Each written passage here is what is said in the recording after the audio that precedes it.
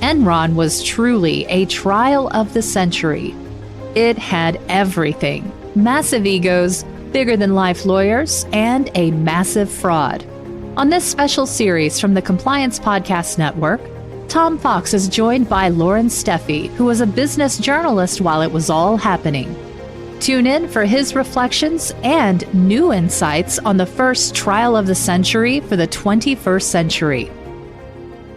This is Tom Fox. I hope you will join me for my 5-part exploration of the Enron trial and its legacy, together with former Houston Chronicle business columnist Lauren Steffi, as we look back at Lauren's reflections on reporting on the Enron trial.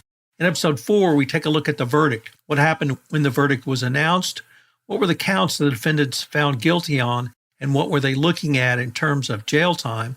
What was the jail time Jeff Skilling actually served versus what he was sentenced to? Ken Lay and his death shortly after the verdict came out, and how the impact of his death on guilty verdict against him. We look at those who were in the courtroom and their reactions to the verdict in the Enron trial.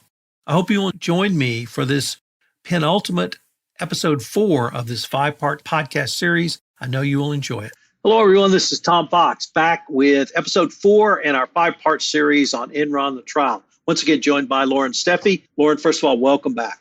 Thanks again, Tom. Always good to be here. So, Lauren, today we're going to take up the verdict. I was actually in the Harris County courtroom when the Texaco verdict came back, which was $11 billion against Texaco, Pennzoil Texaco case. And that was about as electric a verdict as I've ever seen. But what was the tension? What was the feel? Was your skin crawling? What was it like to be in the courtroom when the judge announced the verdict?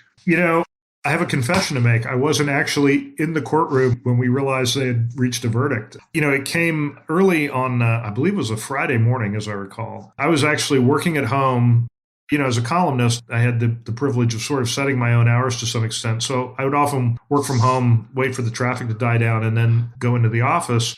And so I was still at home. And the way we had this set up was we had reporters in the courtroom on kind of a rotating basis. And when there was an indication that a verdict had been reached, they were supposed to let us all know. Well, of course, as you can imagine, that created a mad scramble. Everybody was, all excited. They forgot to let me know. And so what happened was I got a call from one of the TV networks. I think it was MSNBC or somebody like that. I answer the phone and they're like, "It's MSNBC, please hold." And then there's just like dead silence. And I'm like, well, the only reason they'd be calling me is because there's a verdict, right? So I start racing around, getting my stuff together and drive down to the courthouse. So I literally walk in like kind of right as all this is unfolding. But it was a surreal experience because you had 5 months invested in this, almost every day being in court, watching, listening to all this testimony, hearing all this stuff and really being, very, very involved in the case. And then suddenly it's over. And, the actual reading of the verdicts was, I think it took less than half an hour, within 20 minutes or so to go through the whole thing. And then it was like, kind of almost a letdown. I mean, there was another week or so of a separate sort of mini trial involving Lay and some bank fraud stuff. But it was kind of like this almost surreal experience. And where it really hit home for me was we walked upstairs. There was a press conference, or I guess it was at a hotel across the street or something. And I walk in and this woman walks up to me with a copy of the verdict and asks me if I'll sign it for her. Would you sign a copy of the verdict? And I was like, this is just so bizarre. I mean, it was a weird day. It was a weird day. And I remember getting back to the newsroom and working on the column and really, when as a writer, when you're trying to sort of encapsulate all of this stuff that you spent all this time processing, I was trying to find just what I wanted to say, because this is my last shot, right, at the whole Enron thing. And I knew they were holding space on the front page. My columns didn't get on the front page that often. So there was a lot of pressure. I think I might have busted deadline a little bit on that column, trying to get it just right. But ultimately, it did make it on the front page. So. Well, let's go into a little bit of detail on the counts and what the verdicts were. Could you maybe go through those and really speak to the significance of each count? Okay, so when the verdict came down, Skilling had been convicted on 19 counts, and his were all related to conspiracy and fraud. And then Lay was because Lay also had a couple of bank fraud and making false statements to banks, which were added on there. So combined, Lay was looking at 120 years in prison total, and Skilling was something like 185 years altogether from all these different counts. Obviously, Skilling served a lot less than that. He was actually sentenced to 17, I believe, and then it got reduced to 12.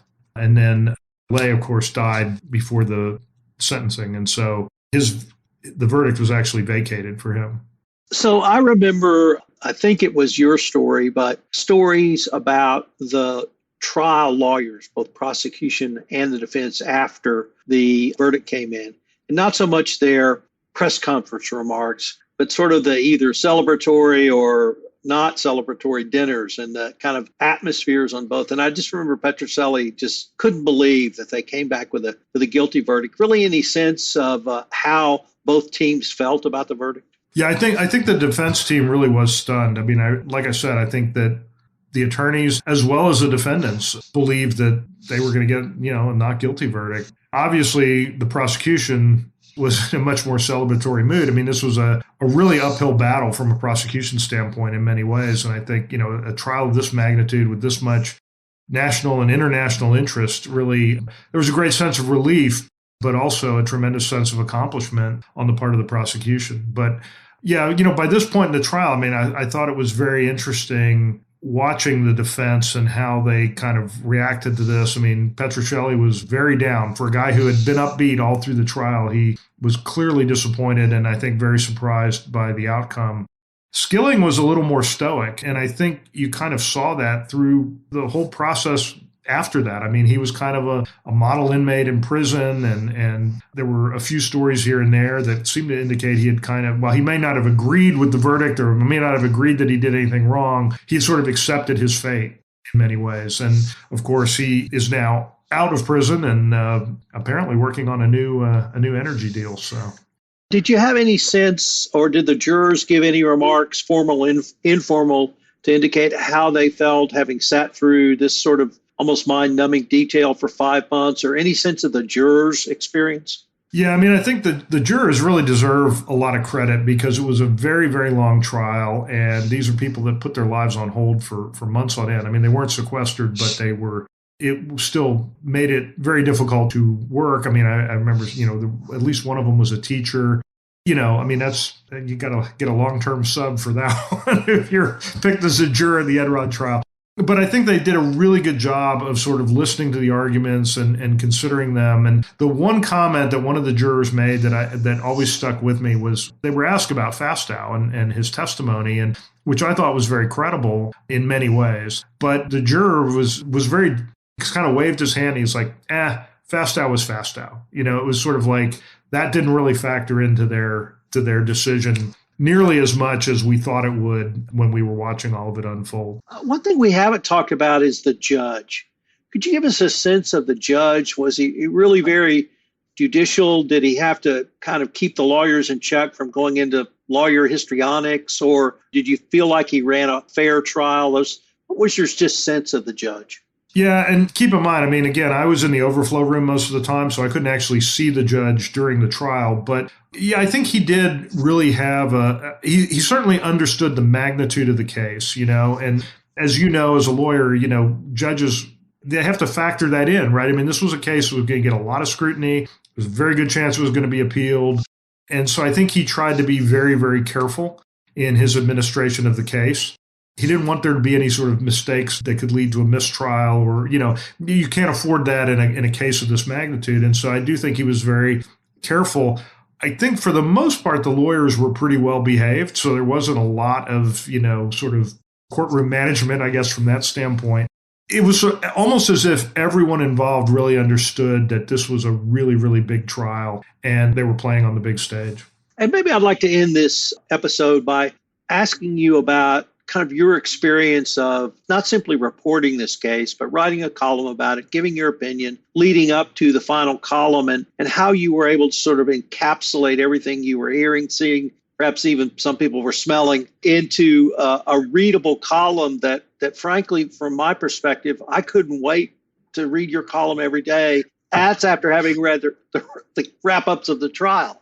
Well, it was a lot of fun, and I don't know that there had ever been a case where a columnist covered a trial like this day in, day out. I mean, I was writing 3 columns a week, so not every one of those columns every week was going to be about Enron, but it was obviously something that people in Houston were very focused on, very interested in, and I think probably at least once a week I had a column about something that happened at the trial.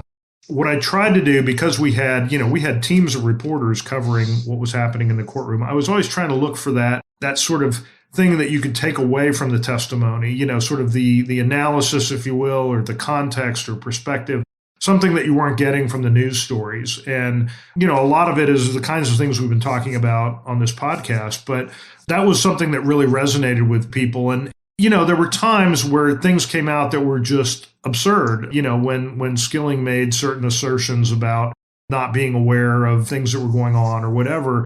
I thought part of my job was to basically call him out on that. And I kind of actually came up with a little catchphrase in my column. I called it Planet Skilling. Whenever we entered that realm where it was this kind of weird, unique logic that he employed, it seemed like it was from a different world. And I think that was the thing I tried to do through the trial, was sort of step back from it and just say, no, in the real world, this doesn't happen. This doesn't make sense. And so that was, I think, part of what kept people engaged. Was it was kind of a running commentary almost on what was happening in the courtroom. Lauren, unfortunately, we are near the end of our time for this episode, but I hope our listeners will join us for our 5th and final episode next time, where we really take a look back, and I'm going to ask you about some of your reflections on what it all might mean even today. So I look forward to wrapping up this series in our next episode. Thanks a lot. This is Tom Fox. In episode 4 of Trial of the Century, the Enron trial, we looked at the verdict and what it was like to be in the courtroom when the verdict was delivered. Lauren gave his thoughts on what he felt when the verdict came in, and he said it was almost surreal. And part of it was because the trial had lasted so many months, and it came to an end simply just like that. Jeff Skilling was convicted on 19 counts with looking at, I believe, 186 years in prison. Ken Lay was looking at 120 years in prison. Ken Lay died within a couple of weeks after the trial, and under federal criminal procedure, if you die before you have the chance to appeal, the guilty verdict against you is vacated. So the guilty verdict against Ken Lay was vacated. But of course, Jeff Skilling was sentenced to 18 years in jail, later reduced to 12 years in a deal with the Department of Justice, and he's now released from prison. So there was significant jail time for Jeff Skilling, and there would have been for Ken Lay, assuming his guilty verdict was also upheld on appeal. But Lauren really said it continued to be surreal. This went on in the press conference afterwards. He mentioned that someone came up to him with a copy of the verdict and asked him to sign it. He'd never been asked to sign anything like that. And that really led to him just having a sense of surrealness.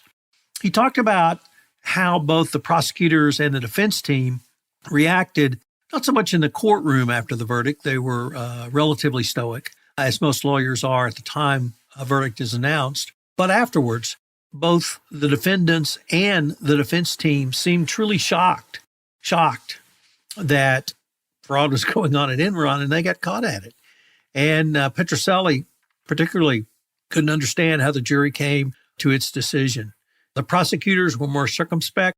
Lauren thought they did a very good job on a very tough set of facts, but their remarks were somewhat tempered. Nevertheless, they were clearly the winners in this event, in this trial. The courtroom was the home of the jurors for obviously several months. The jury was not sequestered, but their lives were clearly disrupted. And Lauren talked about a teacher who had to find a substitute teacher for months at a time for her school. But he really applauded the jury as the true heroes of this story, who sat through attentively hours of testimony about the intricacies and minutiae of accounting and accounting fraud. And he thought they did an admirable job. He talked about the judge and how the judge seemed to understand immediately the gravity of holding a trial of the century in his courtroom, and how the judge managed the courtroom well, obviously with a relatively error-prone trial, which withstood appeal, at least the appeal of Jeff Skilling. The lawyers themselves also seemed to understand the seriousness and historic nature of the event. Warren said there was not too many lawyer histrionics and that the court didn't have to engage in a lot of lawyer management that you see now, and that everyone did their job. They did their jobs admirably. They were all really at the best of their games, and that at the end of the day, it was the facts of the case that won out, added with the not legacy of Enron, but the really the people cost, the damage that Ken Lay and Jeff Skilling wrought from their accounting fraud and misrepresentations to investors in the market. We talked earlier about some of the most poignant testimony at trial came from individuals who were damaged by the actions of Lay and Skilling, and that seemed to be one of the key turning points. The fifth and final episode, which will be our next episode, is we're going to look at the legacy of Enron and the trial of the century, the Enron trial, some 15 years later. I hope you'll join us for our fifth and final episode.